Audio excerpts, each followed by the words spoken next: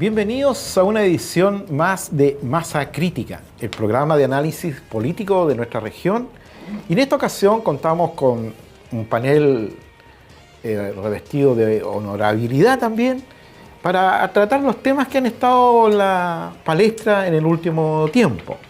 Entonces voy a presentar, mejor dicho, en esta ocasión al honorable diputado don Hugo Gutiérrez. Bienvenido, Hugo, al programa. Muchas gracias por la invitación.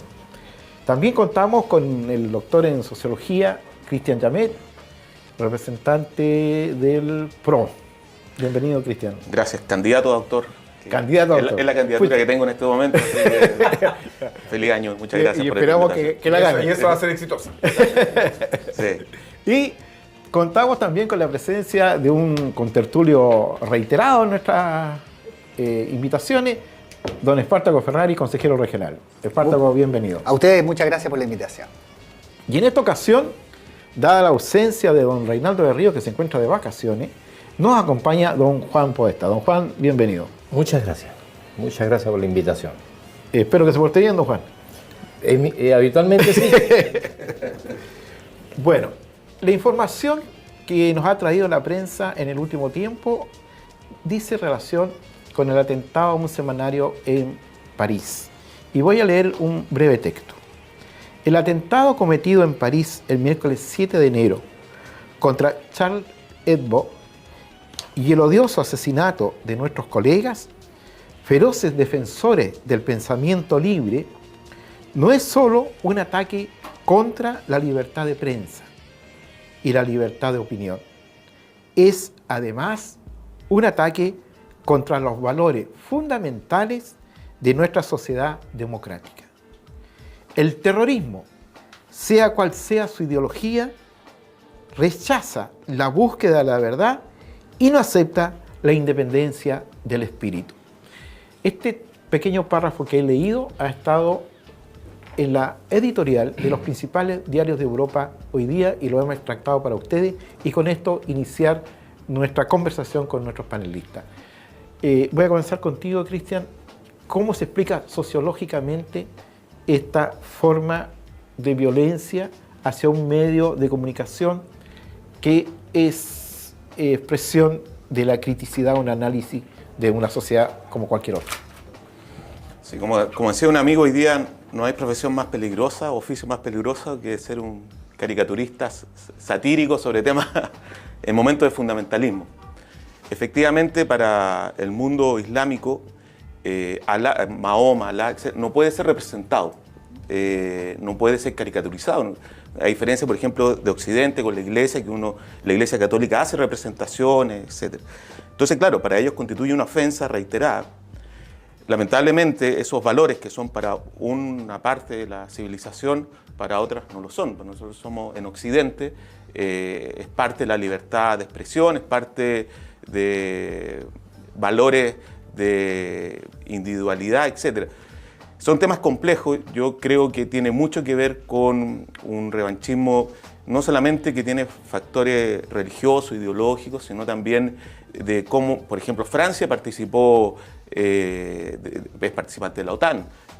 También tiene que ver con un revanchismo militar de intervencionismo que tuvo la OTAN sobre países del mundo árabe. Entonces, el tema es más complejo que solamente esta arista pública que nosotros vemos, que asesinaba a unos caricaturistas, condenable por lo demás. Nosotros en Occidente no aprobamos ese tipo de conducta. Pero creo que tiene aristas también económicas, tiene aristas militares, políticas, que ojalá Occidente y ojalá los países del norte se hicieran cargo, o sea, porque atentados como estos van a haber y van a seguir habiendo. ¿Cuál es tu opinión sobre este atentado, Espartaco? Primero, repudiable. Sin lugar a duda, el uso de la fuerza en cualquier escenario es repudiable. Creo que efectivamente hay una tensión ahí que se está acumulando desde mucho y se ve reflejada en esto resurgimiento de extremo nacionalismo y grupos antiislámicos. Fruto de ello, que estas tensiones van en aumento y se llega al extremo de este vil asesinato a periodistas. Por mucho que su tipo de periodismo sea de sátira, ¿cierto? Que podría molestar, incluso ser más irritable que otro tipo de periodismo, pero de todas maneras merece un respeto y creo que las cosas efectivamente hay que darles vuelta y creo que se puede transformar en un problema aún mayor. Un periodismo que en Chile no existe, Hugo. El periodismo sátiro, que El decline lo hace un poco. declinen un poco, pero Tomás en su tiempo. esto pasa en su No, y tiempo. durante la dictadura hubo un humor que en varios medios de comunicación, me acuerdo Cauce, la revista Hoy incluso partía con una caricatura siempre Sí. burlesca de análisis del Cauce. Así había una serie de... Había humor, ¿verdad? Había humor para aliviar esos tiempos difíciles. Pero mira, yo creo que cuando uno ve estos hechos tan estremecedores por la televisión y uno dice, esto es terrorismo. Porque en definitiva, cuando ellos sacan esa declaración pública, dicen esto no es solamente un atentado a la libertad de expresión, libertad de información, sino también en contra de la democracia. Porque en definitiva el terrorismo es eso, un atentado a la democracia. Es decir, un atentado a que uno pueda decir y hacer y expresar dentro de un marco de Estado de Derecho lo que uno piensa sin que nadie te vaya a contrariar por eso. Y yo creo que aquí, porque alguien hizo una caricatura que a alguien no le gustó, que alguien se sienta con la libertad y el derecho de matarte, eso sin duda, eso es terrorismo. Entonces cuando hablamos, eso lo llevamos a Chile y hacen de terrorismo muchas cosas que en definitiva no lo son, te das cuenta que ahí esto no sirve para dimensionar lo que es el terrorismo. El terrorismo es esto, atentar en contra de los valores democráticos, porque en buena cuenta ahí lo que buscan es intimidar a muchos periodistas, a muchos que hacen de su labor cotidiana la caricatura, para que no lo vuelvan a hacer. Es decir, ahí tiene el objetivo de replicar a través del miedo. El miedo es como que te contenga a no hacerlo nunca más. Entonces yo digo, eso es terrorismo y eso tiene que ser condenado claramente, y aunque estemos aquí en Iquique y Francia y París esté muy lejos, yo creo que nosotros desde acá, humildemente, nosotros repudiamos, condenamos esos hechos y efectivamente esos autores tienen que ser detenidos y se les debe aplicar la ley como corresponde y ser juzgados. Pero por terrorismo, porque eso es terrorismo. Sin embargo, Espartaco puso un punto que también apareció en la prensa, Juan, que se está produciendo como el otro polo.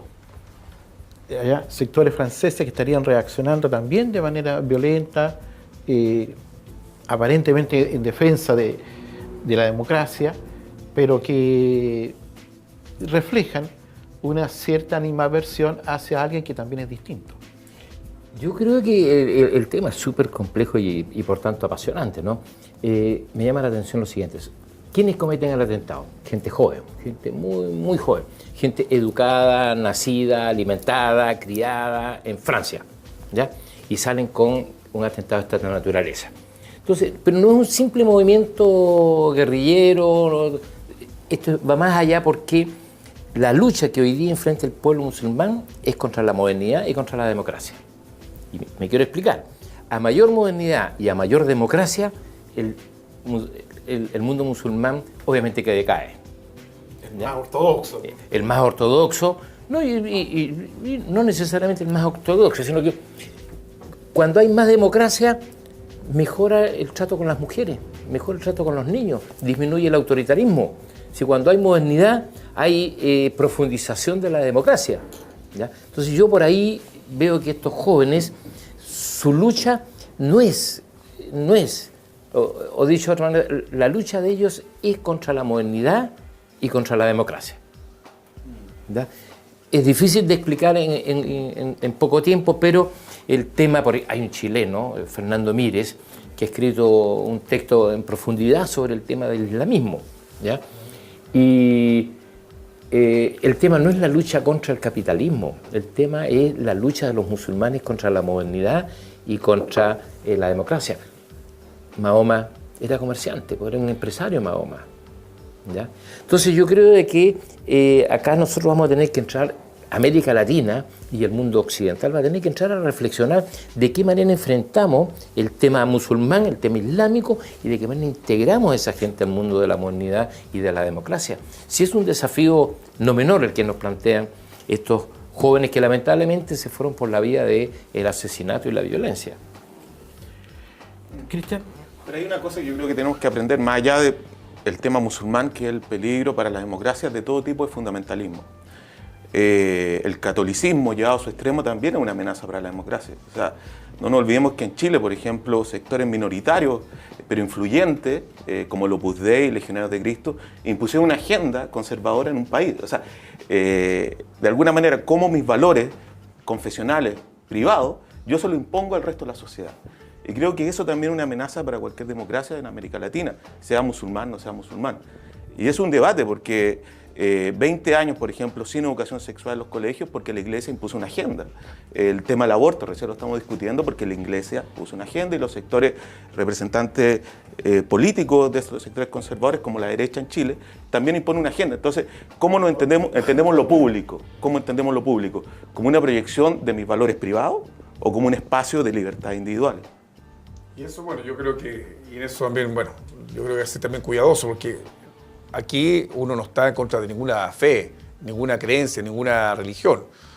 Y uno respetuoso de todos los musulmanes. Es decir, aquí nadie está planteando de que los musulmanes sean antidemocráticos.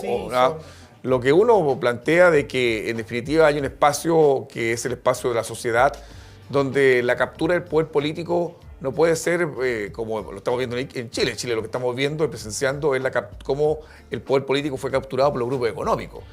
Y en algunas partes vemos cómo el poder político es capturado por las religiones. Y algunas religiones tienen esa pretensión de capturar el poder político para direccionar desde ahí todos sus valores y principios y entregárselo y obligar a que todos los asuman. Y yo creo que eso no es, porque al final del día lo que tiene que prevalecer es que hay ciertos derechos reconocidos para todos, que son los derechos humanos, y que tienen que ser respetados por todos y en todos los lugares. Y yo creo que ahí a veces esa pugna, la pugna de los derechos humanos en realidad, que es justamente lo que ha traído esta modernidad. Si algo lo ha entregado a la modernidad es que hay derechos humanos que los tienen que ser respetados por todos y todas y en cualquier lugar del mundo. Y yo creo que a veces eso no es de común comprensión. Es difícil la coexistencia de diversas posiciones, diversas miradas en este territorio tan chico como Tarapacá. No solamente en Tarapacá, sino como país somos muy pequeños. Yo creo que los niveles de tolerancia en nuestro país se deben ampliar con respecto a distintas posiciones, de tal forma que nos permitan llegar a un consenso de desarrollo país y hacer la bajada de desarrollo región. Yo coincido con el planteamiento del diputado, que aquí no hay que sesgar o criticar a todo el sector musulmán. Es un sector y el sector más extremo el que está aplicando ese tipo de medidas terroristas. Por tanto, creo que debemos como sociedad analizarlo, conversarlo, y sobre todo en nuestra región, que tiene que ver, históricamente siempre afecta a grandes procesos de migraciones y hasta el día de hoy lo vemos latente. Por tanto, creo que el desarrollo de la región es abierto y tolerante. Pero respecto al tratamiento de los musulmanes en la región, hay un tratamiento normal, nunca ha sido violento, nos relacionamos bien, sí. Sus hijos llegan a las escuelas, o sea, en ese sentido Tarapacá responde bien a ese desafío. Creo mucho mejor que países tan o más cosmopolitas de Europa. Nosotros nos entendemos bien, tenemos un montón de nacionalidades, comunidades conviviendo y nunca hemos visto un ataque xenófobo, nacionalista. O sea, realmente en eso Tarapacá es un paradigma, al menos en ese aspecto. Es decir, está probado que culturalmente, multiculturalmente, es decir, somos una región multicultural y eso es una gracia de Tarapacá que no la tiene casi, yo diría, ninguna otra región más de Chile. Es decir, es multiétnica desde que convivimos peruanos, bolivianos, chinos, ex yugoslavos, croata, italianos, colombianos, últimamente taiwaneses, chinos, hindúes, pakistaníes. Es decir, esta es la diversidad valiosa que tenemos como región y que a algunos no les gusta, pero yo creo que esto es el encanto de Tarapacá. A ver, creo que lo que tú estás planteando es efectivo, pero no solamente en los tiempos de la República de Chile, es decir, incluso desde antes del Perú. Exactamente. Incluso, fíjate tú que las personas más antiguas de nuestra ciudad no se identifican tanto con la región o con las ciudades. Ellos dicen soy iquiqueño. Los más antiguos dicen soy pampino, porque existía una cultura multirracial, multicultural, distinta, dada la escasa población que tenías tú en los bordes costeros.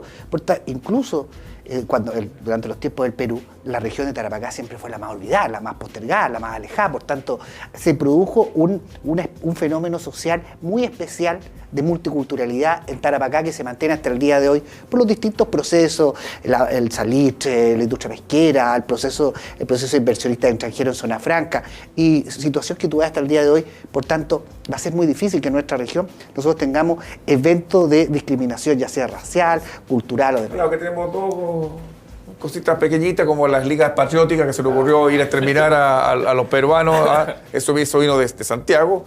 Y también cuando vino un señor de no sé qué arma y mató a todos los que pudo matar ahí en la Escuela de Santa María.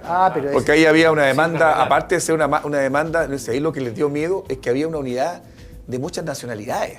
Recuerden que ahí habían, en la Escuela de Santa María habían peruanos, bolivianos, argentinos, españoles. Teniendo la opción de abandonar a sus compañeros chilenos, ellos optaron por quedarse.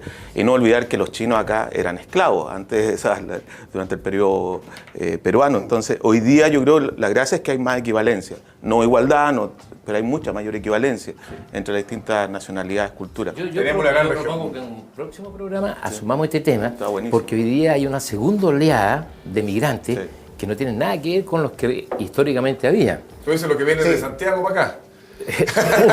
Uno, ya, eso. Lo otro es que se ha comenzado a ver gente, nanas. Me tocó ir con un amigo a buscar la pastoral del migrante y encontramos que había nanas de nacionalidad dominicana. Es decir, hay nuevos actores sociales que hay que estar atentos a ver cuál es su conducta, se sigue cómo ampliando tratar la multiculturalidad y cómo seguimos respondiendo de buena forma a ellos. Vamos a hacer un breve corte, vamos a seguir conversando sobre la libertad de prensa con un alcance a la libertad de prensa en nuestro país a partir de una iniciativa legislativa que vamos a comentar con el diputado aquí presente. Volvemos en un momento más.